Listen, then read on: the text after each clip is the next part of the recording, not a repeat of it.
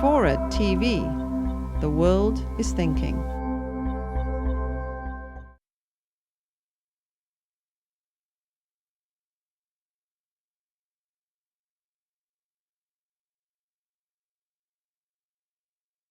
My trip to Scotland was most interesting. I had heard that Scotland does it so much better than England does, even though they have the same basic national health service, the NHS.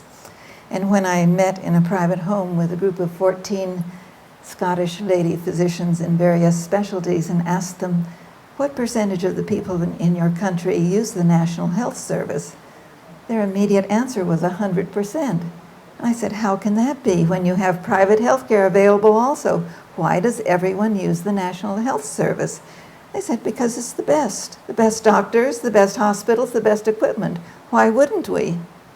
Wow, if that isn't an endorsement of how it can be done and done well. My next question was, when would people choose private care instead? They said, only if their personal physician, who is paid for by our system, only when their personal physician thinks something is not needed but optional or elective, and they're put on a waiting list and they choose not to wait, they can pay to have it done privately sooner rather than wait their turn for something that's elective. You've probably heard folks say in our country, we don't have waiting lists. Oh yes, we do, we just won't admit it. But how many of you know someone who wanted to see a dermatologist and had to wait 6 weeks or several months to get an appointment? How many of you know a friend who needed to see an orthopedist and had to wait several months for an appointment? We have waits, but our waits are geared to financial eligibility or other privileges through a particular insurance plan or a particular physician who's part of a particular HMO. We have waits, and many of our waits are longer than in the countries that have universal health care.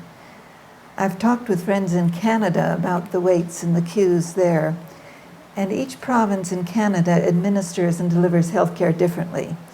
Their plan is half funded from the national government through tax money, and half of it is funded by the province.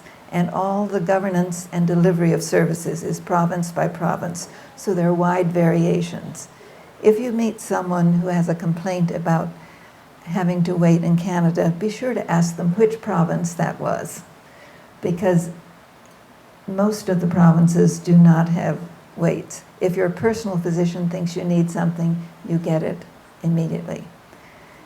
Now, when it comes to MRIs and CT scans, they don't have as many pieces of equipment as we have, so that if your physician doesn't think you need it now, you may be on a waiting list to get it later.